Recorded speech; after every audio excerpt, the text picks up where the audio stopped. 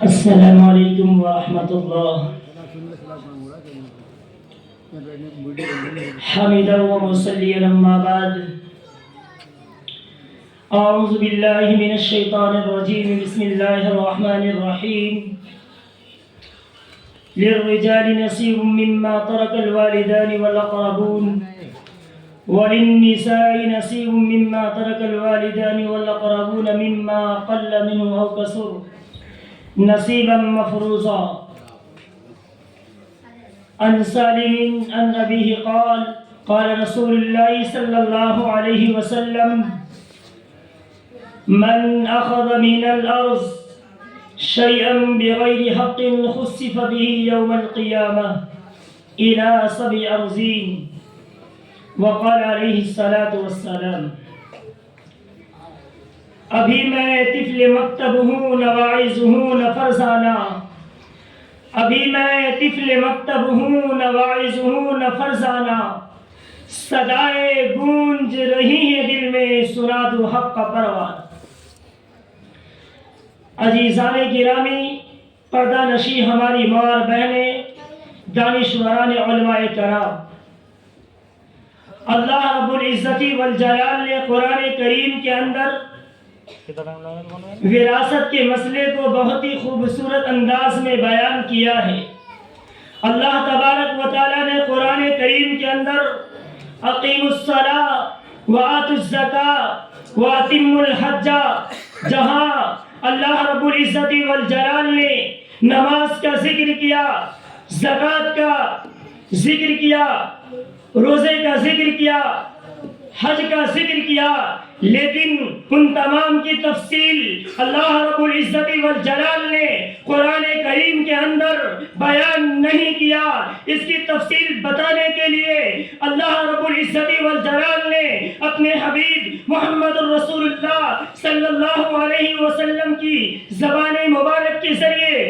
اور نماز، روزے، زکوٰۃ ہمیں کس طرح ادا کرنا، اس کا طریقہ آپ کو قرآن میں نہیں ملے گا. آپ کو اس کا طریقہ، اس کی تفصیل حدیث رسول میں ملے گی. لیکن آئیے ذرا توجہ کیجئے، لیکن جب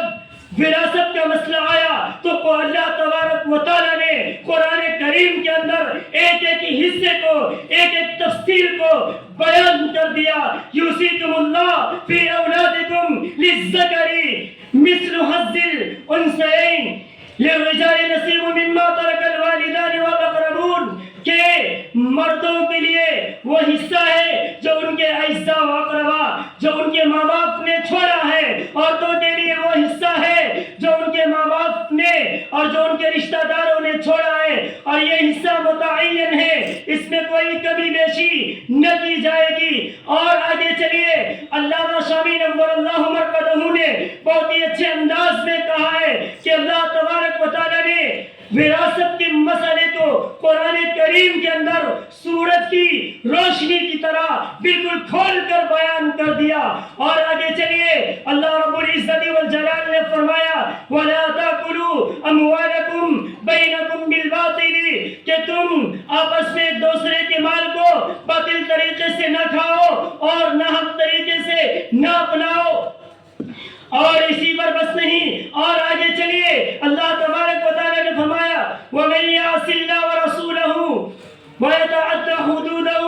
يُدْخِلْهُ نَارًا خَالِدًا فِيهَا وَلَهُ عَذَابٌ مُّهِينٌ، کہ جو شخص، جو انسان اللہ اور اس کے رسول کی نافرمانی کرے گا تو وہ سن لے، کل قیامت کے دن اللہ تبارک و تعالیٰ اسے ہمیشہ ہمیش کے لیے جہنم میں گرائے گا، اور یہ اس کے لیے رسوا کن عذاب ہے. اس آیت کریمہ ہمیں اس بات کی طرف اشارہ کر رہی ہے کہ جو لوگ ناحق کسی کا مال اپنے اندر کھینچ لیتے ہیں اور اپنی بہنوں اور بیٹیوں کو محروم کر دیتے ہیں، وہ یہ سمجھ لیتے ہیں کہ ہم نے شادی کے اندر 4 لاکھ 6 لاکھ ہم نے دے دیا تو زندگی بھر کے لیے ان کا حق ادا ہو گیا. میرے بھائیوں یہ اسلامی قانون نہیں، یہ تو ہندوانہ رسم ہے۔ ان کا یہ عقیدہ ہے کہ جو ہم نے شادی کے دن اپنی بیٹی کو دے دیا،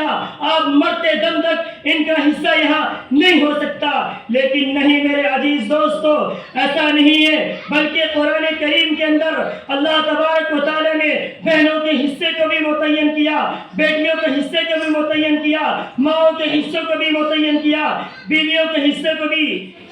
متعین کیا۔ اور آگے چلیے، قرآن کریم کے اندر اللہ نے فرمایا وَتَأْكُلُونَ التُّرَاثَ أَكْلًا لَمًّا، کہ تم وراثت کے مال کو سمیٹ سمیٹ کر کھاتے ہو، وَتُحِبُّونَ الْمَالَ حُبًّا جَمًّا، اور تم مالوں سے اتنی محبت کرتے ہو کہ اسے اپنے دل کے اندر گھر لیتے ہو۔ آئیے حدیث رسول کے اندر اللہ کے حبیب نے فرمایا، حضرت سالم سے روایت ہے کہ جو انسان کسی کی نہانے ایک زمین دبا لے گا اور اپنے قبضے میں لے لے گا تو کل قیامت کے دن اللہ تبارک و تعالیٰ 7 زمینوں کے اندر اسے دھسا دے گا۔ اور آگے چلیے، اللہ کے حبیب نے فرمایا کہ کوئی انسان کسی کی ناحق زمین لے گا تو اللہ تبارک و تعالیٰ اسے وَأَدْخَلَهُ الْجَنَّةَ فَأَدْخَلَهُ النَّارَ فحرم علیہ الجنہ، کیسے انسان کو اللہ تبارک و تعالیٰ جہنم کے اندر داخل کرے گا اور جنت اس پر ہمیشہ کے لیے حرام کر دی جائے گی۔ اور اسی پر بس نہیں، اور ایک بات اللہ کے حبیب نے فرمائی کہ جو انسان زندگی بھر روزے اور نماز کرتا رہے لیکن آخری وقت میں آ کے اپنی وراثت کے مال کے اندر تھوڑی سی کمی کر دے، کٹوتی کر دے، تو یاد رکھے کل قیامت کے دن اسے 60 زمین کا توق پہنایا جائے گا اور اسے جہنم میں داخل کیا جائے گا۔ اور اسی پر بس نہیں، اور آگے چلیے، اللہ کے حبیب نے فرمایا کہ اگر کوئی انسان کسی کی ایک بالش زمین بھی دبا لے گا تو اس ایک بالش زمین کے بدلے 7 زمین کے اندر اسے دھسا دیا جائے گا۔ اسی پر بس نہیں، بلکہ اللہ کے حبیب نے فرمایا اتقوا بدعوت المظلوم، کہ مظلوم کی بد دعاؤں سے بچو۔ میرے بھائیو یاد رکھو، جب اگر کسی بہن اور بیٹیوں کو اور ماں کو وراثت سے محروم کیا جاتا ہے تو ان کا دل رونے لگتا ہے، تڑپنے لگتا ہے۔ کتنی مائیں، کتنی بہنیں کو ہر چھپانے کی جگہ نہیں ہوتی، لیکن باپ کے مرنے کے بعد ایک بھائی گدی پر بیٹھ جاتا ہے اور وہ یہ سمجھتا ہے کہ یہ مال میرا ہے۔ میرے بھائیوں آپ یاد رکھیے، آپ اس دنیا کے لیے اس مال کو تو لے لیں گے، اپنے قبضے میں کر لیں گے، لیکن یاد رکھیے اس دنیا کے اندر ضرور آپ نہیں تو آپ کی اولاد اس کا جو وبال ہے اس دنیا کے اندر ضرور چکائے گی اور اسے منہ کے بل کھانی پڑے گی۔ اسی پر بس نہیں، اگر آج فی زمانہ اگر ہر انسان اپنی بیٹیوں کو، اپنی بہنوں کو وراثت میں حصہ دینے لگے تو انشاءاللہ العزیز جو آج ہمارے معاشرے کے اندر جو جہیز جیسی لعنت، سلامی جیسی لعنت، منہ مانگی انٹرنیشنل فقیر جو منہ کھولے بیٹھے رہتے ہیں، ایسا لگتا ہے تو اس کے باپ نے کما کر رکھا ہے، کہتا ہے مجھے 5 لاکھ چاہیے، ہمیں بولٹ چاہیے، جو زندگی میں ایک بولٹ کا خواب بھی نہیں دیکھا ہوگا وہ بھی اس چیز کا مطالبہ کرتا ہے۔ ان تمام کے ذمہ دار ہم ہیں، کیوں؟ اس لیے کہ آج ہم اپنی بیٹیوں کو وراثت کا مال نہیں دیتے، ان کی شادی کے اندر لاکھوں خرچ کر دیتے ہیں، دینداری کا دعویٰ کرتے ہیں کہ ہم بڑے اللہ والے ہیں، لیکن جب بیٹی کو دینے کی باری آتی ہے تو ان کے پیٹ میں درد ہونے لگتا ہے۔ آج اگر ہم وراثت کے اندر اپنی بہن اور بیٹیوں کو حصہ دینے لگ جائے تو انشاءاللہ العزیز جہیز جیسی ملعون لعنت ہمارے معاشرے سے یوں ہی ختم ہو جائے گی۔ تو آئیے اس قرآن و حدیث کی روشنی میں آج ہم اس پروگرام سے یہاں سے یہ عہد لے کر جائے کہ تھوڑی سی زمین کیوں نہ ہو، ایک بتائی کیوں نہ ہو، ہم اپنی بہنوں کو اور بیٹیوں کو حصہ دیں گے، ورنہ یاد رکھیے ہمارا نماز، ہماری روزہ کچھ بھی کام نہیں آئے گا اور ان آیتوں کے مصداق ہم بن جائیں گے۔ اللہ ہمیں بھی اور آپ کو بھی عمل کی توفیق نصیب فرمائے۔ وآخر دعوانا الحمدللہ۔